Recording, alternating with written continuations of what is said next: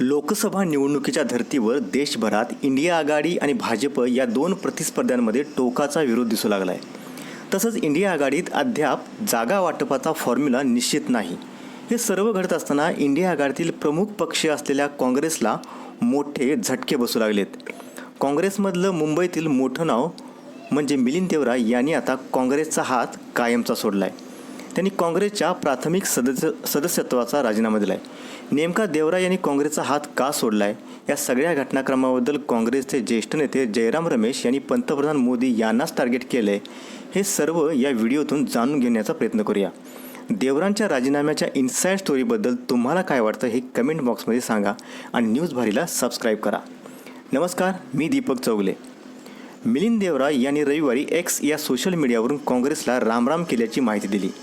माझ्या राजकीय प्रवासातील एक महत्त्वाचा अध्याय संपला आहे. मी काँग्रेस पक्षाच्या प्राथमिक सदस्यत्वाचा राजीनामा दिला आहे. माझ्या कुटुंबाशी पक्षाशी असलेले 55 वर्षे जुने नाते संपुष्टात आले आहे, असं देवरांनी म्हटलं आहे. मिलिंद देवरांनी राजीनामा दिल्यानंतर अनेक तर्कवितर्कांना उधाण आलं. मीडिया रिपोर्टनुसार मिलिंद देवरा हे एकनाथ शिंदे यांच्या शिवसेनेत प्रवेश करू शकतात असा अंदाज बांधला जाऊ लागला आहे.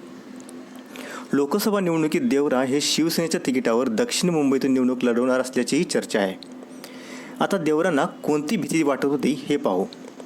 दक्षिण मुंबईच्या जागेवर मिलिंद देवरा कुटुंबाचे वर्चस्व आहे. मात्र गेल्या 2 सार्वत्रिक निवडणुकीत या जागेवरून उद्धव ठाकरे गटाचे अरविंद सावंत विजयी होत आहेत. त्यामुळे यावेळीही ठाकरे गट या जागेवर आपला दावा सांगू शकतो आणि इंडिया आघाडीत काँग्रेसला ही जागा सोडावी लागू शकते. तसंच आपल्याला तिकीट मिळणार नाही या भीतीपोटी देवरा यांनी काँग्रेस सोडण्याचा निर्णय घेतल्याची चर्चा होऊ लागली आहे. देवरांच्या राजीनाम्याबाबत काँग्रेसचा पंतप्रधान मोदीवर गंभीर आरोप काय आहेत ते बघू. भारत जोडो न्याययात्रा सुरू होण्याच्या काही तासांपूर्वीच मिलिंद देवरा यांनी राजीनामा दिला आहे. या राजीनाम्याच्या घोषणेची वेळ पंतप्रधान नरेंद्र मोदी यांनी ठरवली होती असा गंभीर आरोप काँग्रेसचे सरचिटणीस जयराम रमेश यांनी केला आहे. गेल्या शुक्रवारी म्हणजेच 5 जानेवारीला देवरा यांच्याशी फोनवर चर्चा झाली होती आणि त्यांना राहुल गांधी यांना भेटायचं होतं. ते त्यांच्या पूर्वीच्या दक्षिण मुंबईच्या लोकसभा जागेसाठी आग्रह होते असंही रमेश यांनी म्हटलं आहे.